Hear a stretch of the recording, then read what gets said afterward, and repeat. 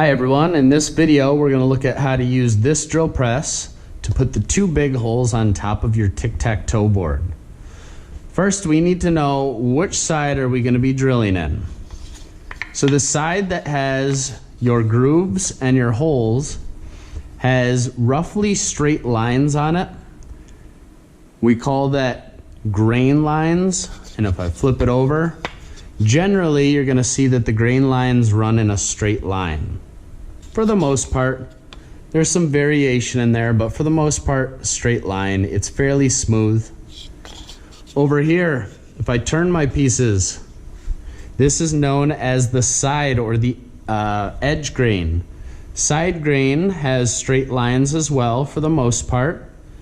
It feels just as smooth as the face. It really is the same thing, it's just the skinnier side. Now, this side is a little different. This is called the end grain.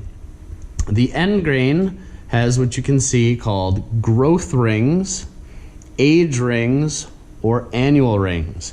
Every year that this tree is alive, it's going to grow and then it's going to lock down in fall and winter.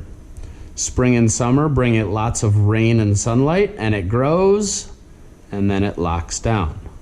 And then it grows and it locks down. So each ring tells a story about a year of this tree's life. Now the end grain looks different on some of these. Sometimes you'll get it in the center of the tree where the heartwood is. Sometimes you'll be quite a ways. Maybe the center of this one was over here. And it doesn't quite look like rings as much as it just looks like arcs. So we're looking for the rougher side that has age rings we can see, growth rings or annual rings. That's where we're going to put our holes. So, end grain up. Pushing your piece in, you're going to notice there's some wiggle room. I have to make wiggle room in my fixtures because wood tends to swell and shrink based on the seasons. If it's really humid out, it absorbs the moisture and it gets bigger. If it's dry in wintertime, it starts to shrink up. You're gonna wanna put this in nice and centered because I have the drill bit right down the middle. Speaking of the drill bit, this doesn't look like a drill bit we're used to seeing. We're used to seeing drill bits like this. This is called a spade or a paddle bit. And you're gonna notice there are no grooves on it like a traditional drill bit. So this twist bit, contrary to popular belief, all of those grooves do not cut for us. Instead, the only cutting that's happening is at the tip here and here.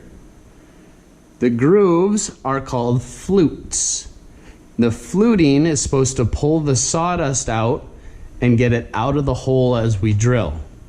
Well, this one does not have fluting on it, so we're gonna have to use a spade or a paddle bit just slightly different than we would a twist bit. Okay, left hand has one job.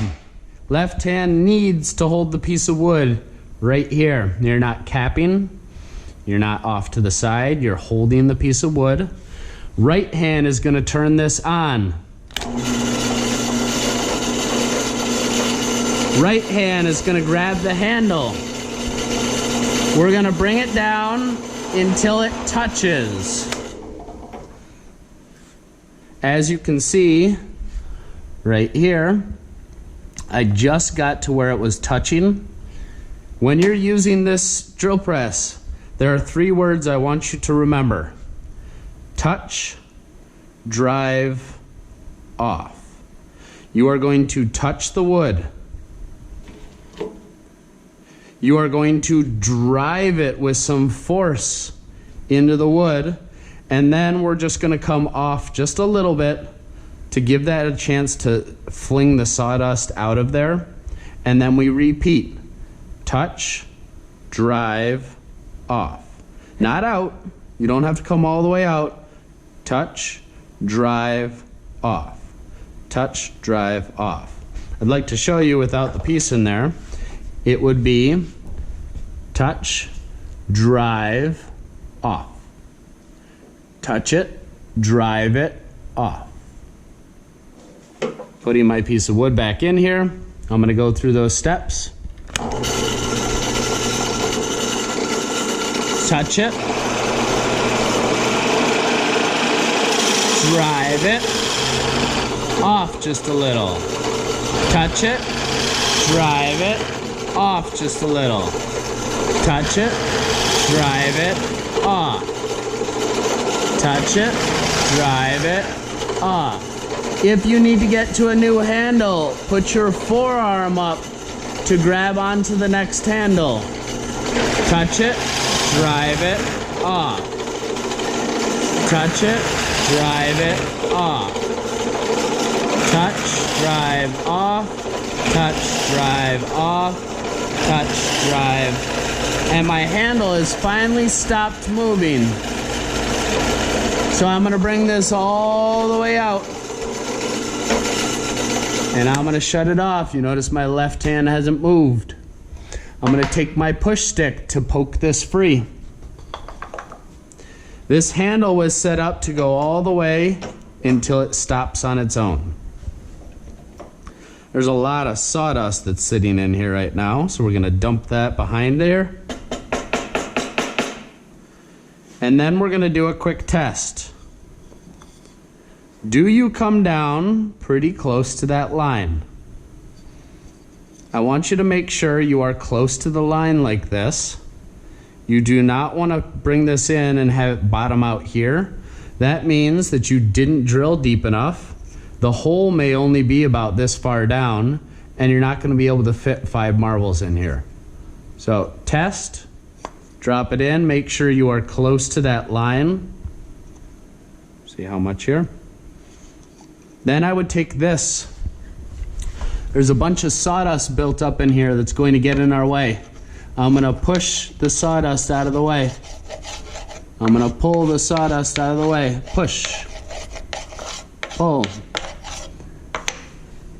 Now that we've done this one, we're going to turn it and put it right back in to do the other hole. Again, double check that you are doing it nice and straight right down the middle.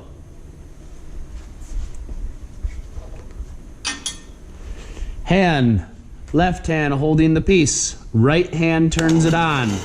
Right hand grabs the handle. I'm going to show you these steps in a little quicker fashion. Touch, drive, off.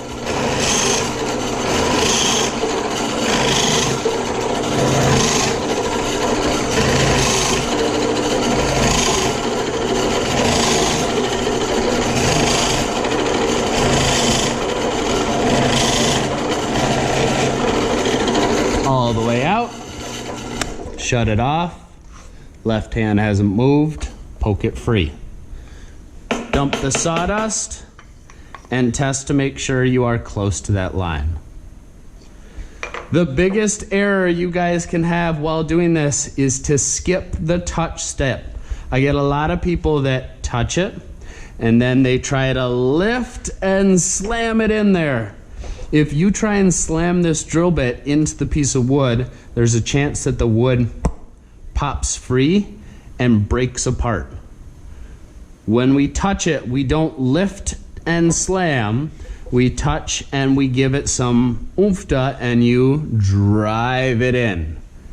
Off, touch, drive. Please make sure you're thinking of touch, drive, off. This is a spade bit. I call it a paddle bit for middle schoolers. This is a drill press, and this was one of the stations for your tic-tac-toe. Good job.